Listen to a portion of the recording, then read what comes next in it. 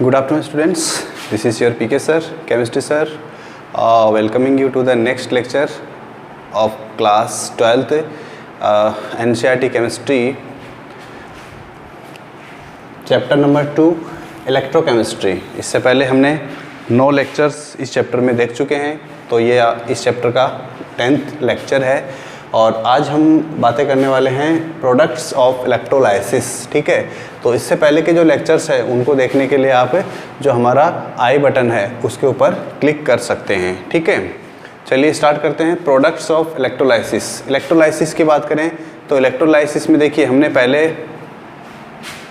Electrolytic cell और electrolysis की बात हमने डिस्कस की है। पहले इलेक्ट्रोलाइसिस का मीनिंग क्या होता है कि एक्सटर्नल सोर्स से आप इलेक्ट्रिसिटी किसी पर्टिकुलर सॉल्यूशन में यानी कि इलेक्ट्रोलाइट के सॉल्यूशन में फ्लो करते हैं, तो वो जो इलेक्ट्रोलाइट होता है वो अपने आयंस में डिसइंटीग्रेट यानी कि ब्रेक कर जाता है। ठीक है, तो ये सब प्रोसेस जो है इलेक्ट्रोलाइसिस का वो हमने देखा था। ठीक है, अब देखिए किसी भी प्रोसेस में, किसी भी इलेक्ट्रोलाइसिस के जो प्रोसेस में दो टाइप के इलेक्ट्रोड्स हो सकते हैं। ठीक है, तो टाइप्स ऑफ इलेक्ट्रोड्स की हम अगर बात करें,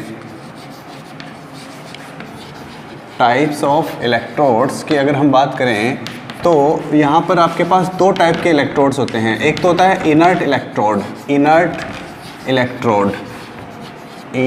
इलेक्ट्रोड, और दूसरा जो हो सकता है वो है एक्टिव। इस इनर्ट को आप इनएक्टिव भी बोल सकते हैं, एक्टिव इलेक्ट्रोड। अब इनमें दोनों में क्या डिफरेंस होगा ये इंपॉर्टेंट है। इनर्ट इलेक्ट्रोड का मीनिंग ये होता है कि जिस सब्सटेंस से ये इलेक्ट्रोड बना हुआ है वो सब्सटेंस इस इलेक्ट्रोलाइसिस के प्रोसेस में कोई रिएक्शन नहीं करेगा, means it will not affect the overall reaction, overall electrolysis in this case. Okay, और इसका फंक्शन क्या होगा, यानी इनर्ट इलेक्ट्रोड का जो फंक्शन होगा वो क्या होगा, सिर्फ एक सरफेस प्रोवाइड करवाना as a source of electrons. ठीक है, जहाँ पर ऑक्सीडेशन और रिडक्शन का जो रिएक्शन होता है वो कंप्लीट होता है। ठीक है, तो ऐसे जो इलेक्ट्रोड्स होते हैं जनरली प्लैटिनम का होता है। प्लैटिनम क्योंकि एक नॉन रिएक्टिव मेटल है, हाईली इनएक्टिव इनर्ट मेटल है। इसके अलावा गोल्ड का भी इलेक्ट्रोड्स हम इसके लिए यूज़ कर सकते हैं। ठीक है, हमने देखा था स्टैंडर्ड हाइड्रोजन वाले केस में, स्टैंडर्ड हाइड्रोजन इलेक्ट्रोड का जो पोटेंशियल जब हमने कैलकुलेट किया था उसमें देखा था हमने। ठीक है, ऐसा।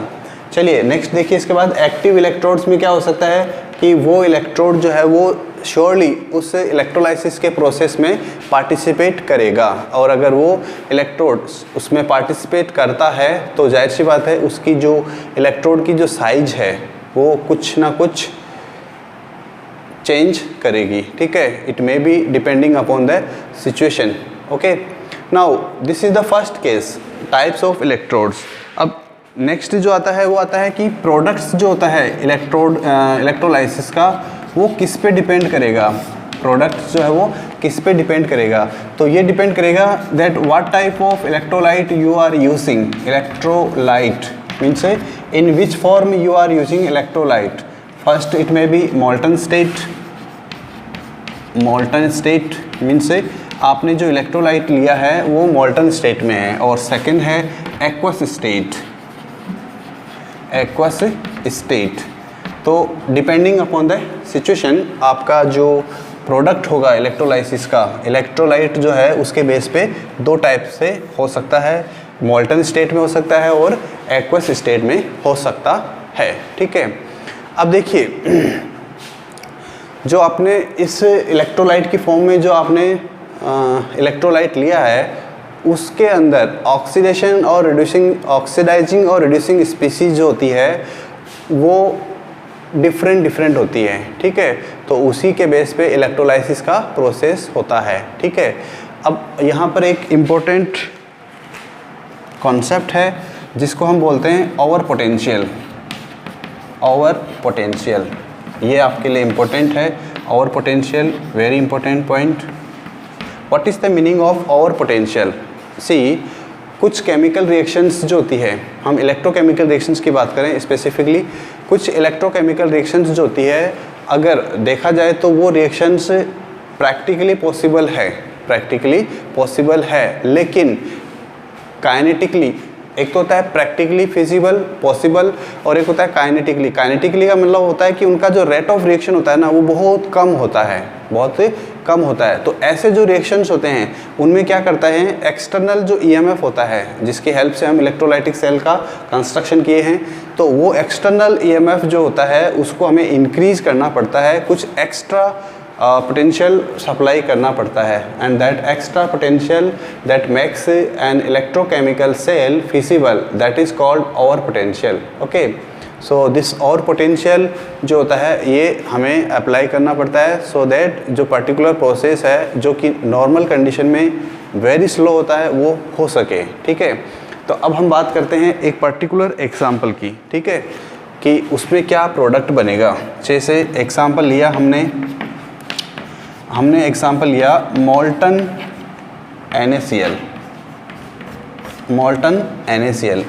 NaCl का मीनिंग क्या होगा। NaCl जो सिंपल होता है उसको आप विदाउट प्रेजेंस ऑफ वाटर उसको हीट करते हैं तो क्या होगा, सोडियम क्लोराइड जो सॉलिड फॉर्म में होता है वो लिक्विड फॉर्म में आ जाएगा। ठीक है, और जब ये लिक्विड फॉर्म में आ जाएगा तो ये अपने आयंस में भी डिसइंटीग्रेट हो जाएगा। तो जब ये अपने आयंस में डिसइंटीग्रेट होगा तो ये दो टाइप के आयंस बनाएगा, सोडियम आयन और Cl- आयन। सोडियम आयन जो होता है वो किसके ऊपर जाएगा। देखिए, जो इलेक्ट्रोलाइट का आपके पास सॉल्यूशन है, इलेक्ट्रोलाइट का जो है उसके अंदर सिर्फ एक ही टाइप का कैटाइन है और एक ही टाइप का एनाइन है। ठीक है, तो कैथोड पर क्या होगा हमें पता है, कैथोड पर रिडक्शन होता है और एनोड पर क्या होता है, ऑक्सीडेशन। एनोड पर ऑक्सीडेशन, कैथोड पर रिडक्शन होगा। रिडक्शन का मीनिंग क्या होता है, गेन ऑफ इलेक्ट्रॉन किसका हो सकता है, सोडियम प्लस आयन जो है वो इलेक्ट्रॉन गेन करेगा और सोडियम मेटल बना देगा। ठीक है, sodium metal. In the next way Cl- जो है वो क्या करेगा, इलेक्ट्रॉन लूज़ करेगा। इलेक्ट्रॉन लूज़ करने के बाद में ये क्या करेगा, क्लोरीन गैस का फॉर्मेशन करेगा। तो सिंपल सा आपसे क्वेश्चन पूछा जाता है जो कॉम्पिटिशन्स में पूछा जाता है। एक्चुअली ये जो पार्ट है ये कॉम्पिटिशन्स के पर्पस से वेरी इंपॉर्टेंट है। आपसे क्वेश्चन जो है वो कैसा पूछा जाएगा कि एक इलेक्ट्रोलाइटिक सेल में जब मोल्टन स्टेट में सोडियम क्लोराइड का इलेक्ट्रोलाइसिस करते हैं तो कैथोड और एनोड पर जो प्रोडक्ट होते हैं उनके बारे में बताइए।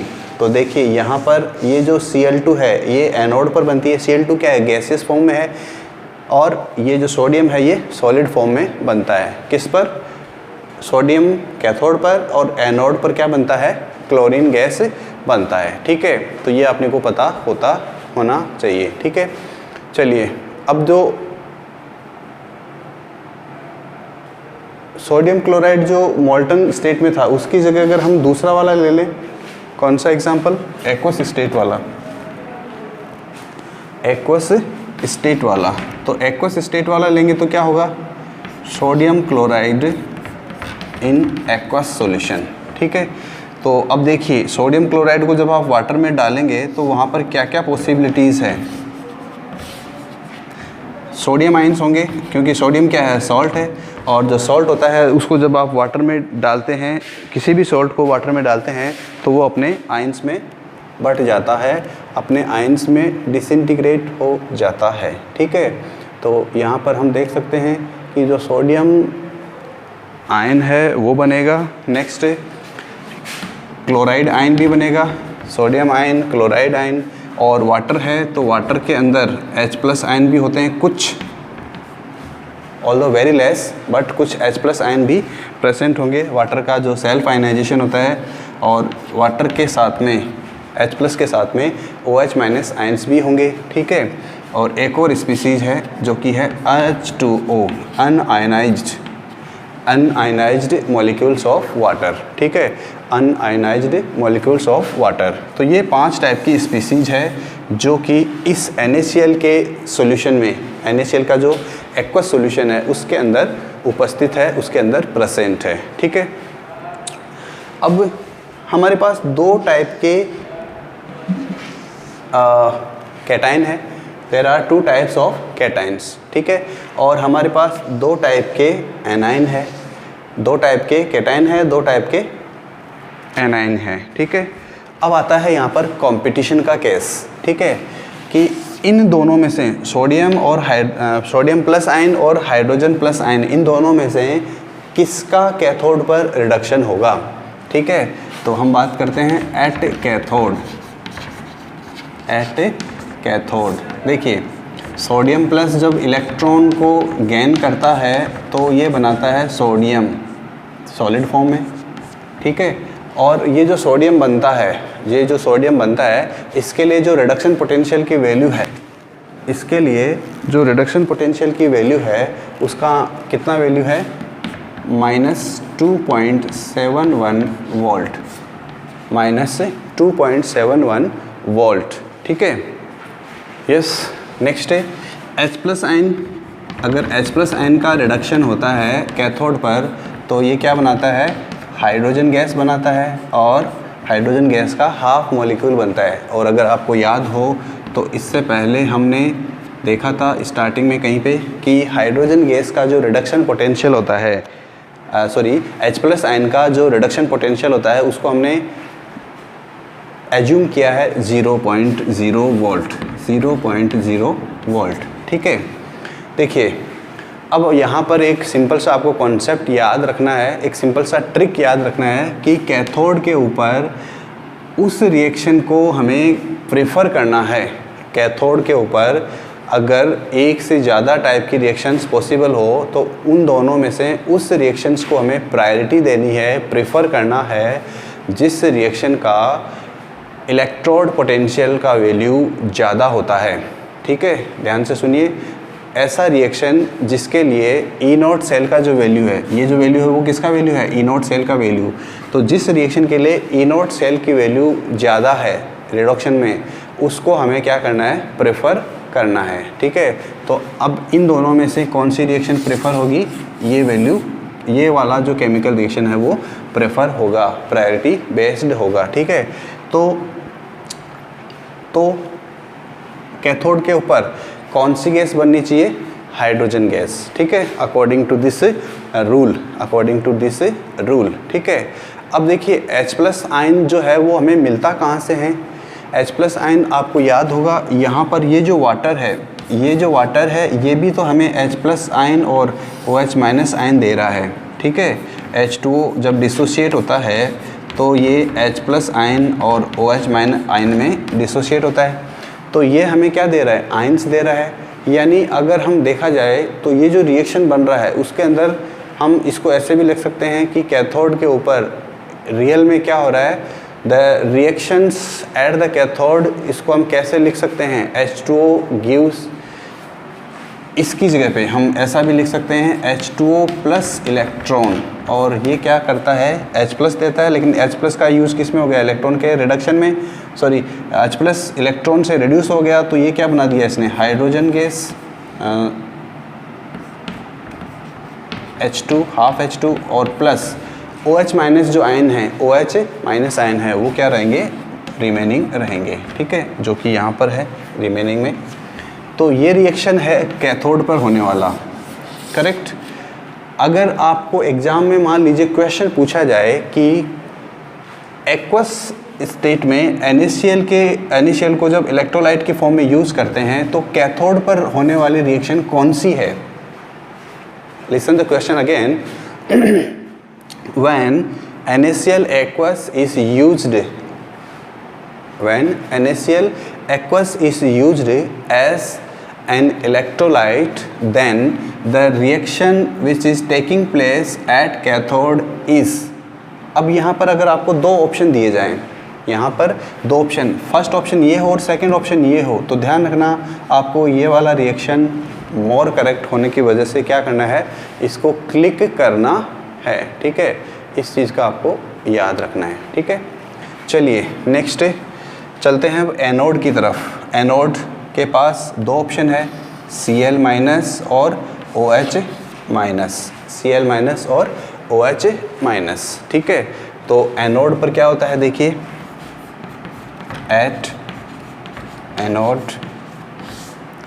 एनोड के ऊपर Cl माइनस जो है वो क्या करेगा, इलेक्ट्रॉन लूज करेगा।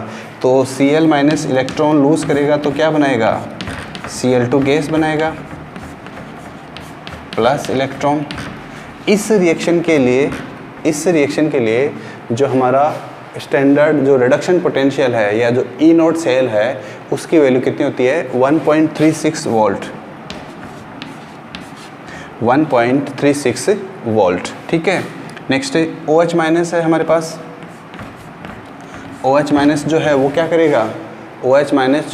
करेगा, अब इम्पोर्टेंट बात यह है कि ये OH माइनस आता कहाँ से है, तो OH माइनस जो है वो कहाँ से आता है, वाटर से आता है। और वाटर का क्या होता है, इसमें डिसोसिएशन होता है। तो इसको हम ऐसे भी लिख सकते हैं, क्या, दो मॉलिक्यूल्स जो है वाटर के वो क्या करते हैं, two molecules of water they are oxidised and oxygen gas is formed along with 4H plus ions plus 4 electrons। और इस रिएक्शन के लिए जो स्टैंडर्ड ई सेल है वो कितना होता है, 1.23 वोल्ट। ठीक है, वाटर का डिसोसिएशन होना इसमें।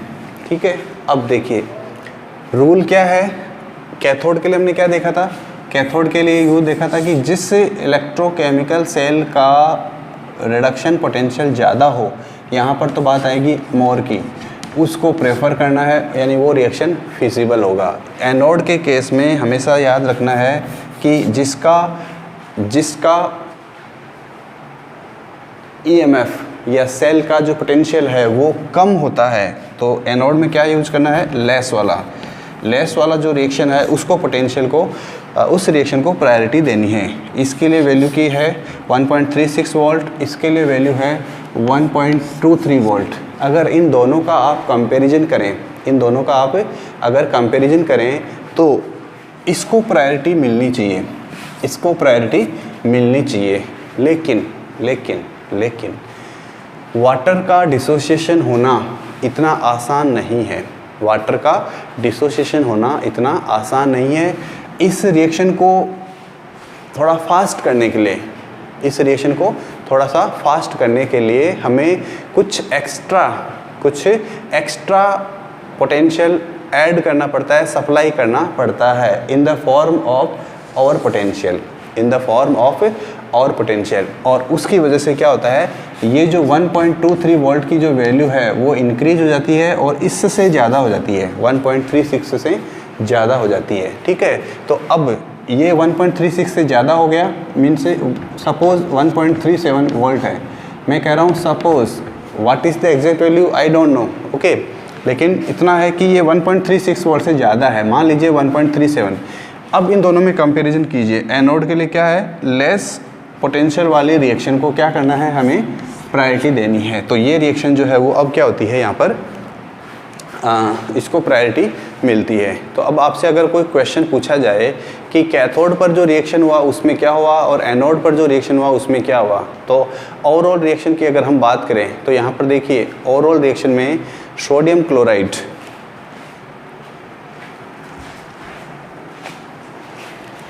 देखिए नेट रिएक्शन की बात करते हैं। नेट रिएक्शन क्या होता है, नेट रिएक्शन का मतलब है कि आपने NaCl एक्वस सॉल्यूशन का आपने क्या किया, इलेक्ट्रोलाइसिस किया, NaCl के सॉल्यूशन का इलेक्ट्रोलाइसिस किया। NaCl एक्वस है, इसका मतलब सिंपल सी बात है, अंडरस्टूड है कि वहाँ पर वाटर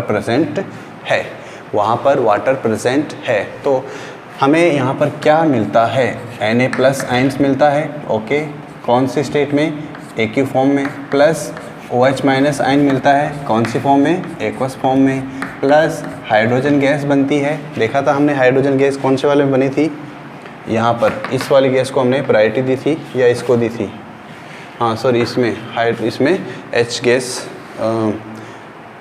H2 गैस बनती है और साथ में क्लोरीन गैस भी बनती है। ठीक है, तो ये है इसका ओवरऑल रिएक्शन। ठीक है, एनोड पर कौन सी रिएक्शन को प्रायोरिटी मिली थी अपने को, देखा था हमने यहाँ पर, ये वाले रिएक्शन को, इस रिएक्शन को प्रायोरिटी मिली थी क्योंकि इसका अब सेल पोटेंशियल या ई नॉट सेल जो है वो कम है। क्यों, एनोड पर कम को प्रायोरिटी देनी है, कैथोड पर ज़्यादा को प्रायोरिटी देनी है। एक सिंपल सा ट्रिक है कि कौन से इलेक्ट्रोड पर किसको प्रायोरिटी देनी है, इसको याद रखने के लिए।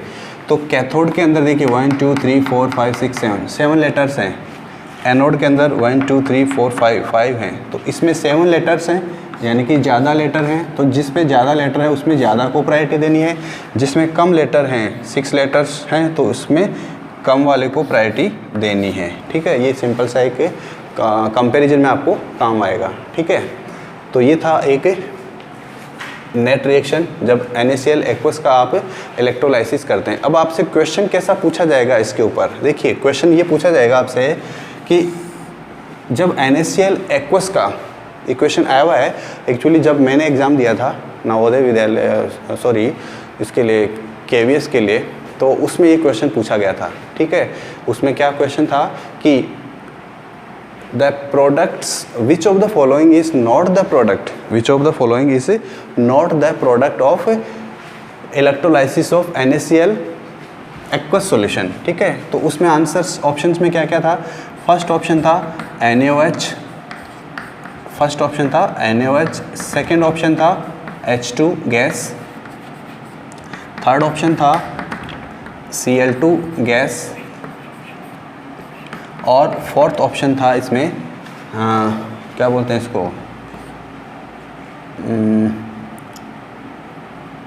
फोर्थ ऑप्शन था आपका H2O।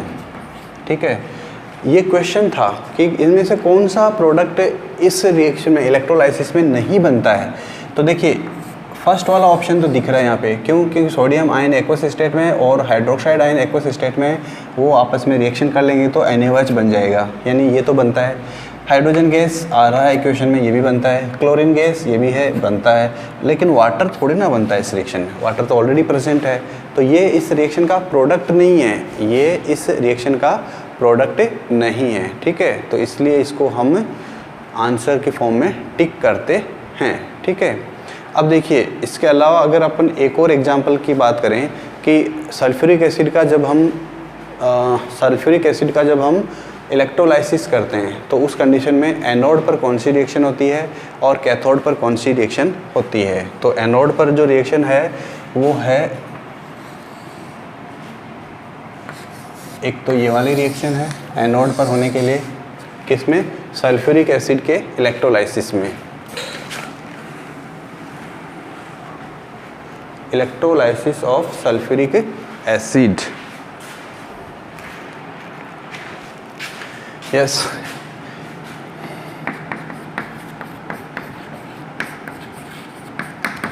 Electrolysis of sulphuric acid, anode पर कौन सी रिएक्शन होती है और कैथोड पर कौन सी रिएक्शन होती है। देखिए इसमें भी एक कंडीशन है, इसमें भी एक कंडीशन है। सल्फ्यूरिक एसिड दो टाइप का हो सकता है, सल्फ्यूरिक एसिड दो टाइप का हो सकता है। पहला है जो डाइल्यूट सॉल्यूशन होता है, डाइल्यूट सॉल्यूशन का मीनिंग जिसके अंदर H2SO4 की कंसंट्रेशन रिलेटिवली कम होती है, और एक टाइप का सॉल्यूशन हो सकता है जिसमें H2SO4 की जो कंसंट्रेशन है वो ज़्यादा होती है, तो उसको हम बोलेंगे कॉन्सनट्रेटेड सॉल्यूशन। ठीक है, तो देखिए एनोड के ऊपर होने वाली रिएक्शन की हम बात कर रहे हैं। ठीक है, एनोड के ऊपर होने वाली रिएक्शन की बात करें तो वाटर के मॉलिक्यूल्स का एनोड पर वाटर के मॉलिक्यूल का इलेक्ट्रोलाइसिस करते हैं। फर्स्ट वाला जो रिएक्शन है तो ऑक्सीजन गैस बनती है, प्लस 4H+ आयंस बनते हैं, प्लस 4 इलेक्ट्रॉन्स बनते हैं, और इस रिएक्शन के लिए जो ई सेल नॉट होता है वो कितना होता है 1.23 वोल्ट। ठीक है, 1.23 वोल्ट। एक तो ये रिएक्शन हो सकती है। नाउ एक और रिएक्शन है जो सल्फेट आयन की प्रेजेंस में होती है। ठीक है, क्योंकि एनोड पर क्या होता है, ऑक्सीडेशन होता है, तो ये सल्फेट आयंस हैं। सल्फेट आयंस जो हैं वो इलेक्ट्रॉन को लूज़ करेंगे, इलेक्ट्रॉन को लूज़ करेंगे, ठीक है। जब इलेक्ट्रॉन को ये लूज़ करते हैं तो इसके साथ में जो है जो बनती है स्पीसीज उसको हम बोलते हैं S2O8 2 माइनस S2O8 2 माइनस, और साथ में क्या होता है 2 इलेक्ट्रॉन्स को लूज़ करता है, ये 2 इलेक्ट्रॉन्स लूज़ करता है। और इसका जो ई सेल है वो कितना है 1.96 वोल्ट, 1.96 वोल्ट। ये इस रिएक्शन का क्या है स्टैंडर्ड ऑक्सीडेशन रिडक्शन पोटेंशियल, ठीक है। अब देखिए इन दोनों में कंपैरिजन करना है कि कौन सी रिएक्शन फिजिबल होगी। तो अगर डाइल्यूट रिएक्शन होगा तो उस कंडीशन में फर्स्ट रिएक्शन, डाइल्यूट का मतलब क्या है उसमें वाटर ज़्यादा है, तो जब वाटर ज़्यादा होगा तो ये रिएक्शन होगा, और जब वाटर कम होगा तो इस केस में सेकंड वाला रिएक्शन होगा, ठीक है। तो ये है हमारा टॉपिक प्रोडक्ट्स ऑफ इलेक्ट्रोलाइसिस, ठीक है। अब देखिए इसके बाद में जो है आपकी टेक्स्ट बुक में बैटरीज एक टॉपिक है। बैटरीज में 2 टाइप का बैटरीज है, primary batteries, secondary batteries. Primary batteries का मीनिंग, पहली बात तो बैटरी का डेफिनेशन क्या होता है, what is the definition of battery. तो बैटरी क्या है, एक प्रकार का एक डिवाइस है जो केमिकल एनर्जी को इलेक्ट्रिकल एनर्जी में कन्वर्ट करता है, ठीक है। और इसका जो टाइप्स है वो किसके ऊपर बेसिस है, इसके रीयूज़ के ऊपर बेस्ड है, ठीक है। तो हमारे यहाँ पे 2 टाइप का बैटरी है, प्राइमरी बैटरी जिसको हम प्राइमरी सेल बोल सकते हैं, और सेकेंडरी सेल या सेकेंडरी बैटरी। तो जो प्राइमरी बैटरी होती है उसमें क्या होता है, जो भी केमिकल्स होगा उससे बैटरी में उसका यूज़ हो जाएगा, जब वो कंज्यूम पूरा हो जाएगा तो उसके बाद में फिर उसको हम रीयूज़ नहीं कर सकते हैं, हमें उसको रिप्लेस करना पड़ता है, और जो पुराना होता है उसको डस्टबिन में डालना होता है, ठीक है। तो ये होता है प्राइमरी बैटरी। सेकेंडरी बैटरी जो होता है उसमें क्या होता है, उसका रीयूज़ हो सकता है अगेन एंड अगेन, ठीक है। क्यों, क्योंकि उसके अंदर जो केमिकल्स होता है उनको हम रिप्लेस कर सकते हैं और फिर दोबारा से सेल, इलेक्ट्रिक सेल या जो बैटरी है वो काम करने लगता है, ठीक है। और इसके बाद में आता है एक और टॉपिक है इसी चैप्टर में, फ्यूल सेल। तो फ्यूल सेल जो है वो भी आपके सिलेबस में था, 3.7 जो टॉपिक है फ्यूल सेल, वो पहले था, लेकिन अभी फ़िलहाल ड्यू टू दिस कोविड-19 कुछ सिलेबस को शॉर्टन किया गया है। तो उसमें आपकी जो सिलेबस है इस चैप्टर में से, उसमें से आपका बैटरीज, फ्यूल सेल्स, इनको यहाँ से हटा दिया गया है फॉर दिस एकेडमिक ईयर 2021, ठीक है। ओके, तो इनकी बातें हम कभी किसी सेपरेट लेक्चर में करेंगे depending upon the demand. Okay, so this is the end of the class, this is the end of the chapter, and okay, so meeting you in the next class for the next new chapter. So this is the end of the class. Be safe till then, take care and bye bye.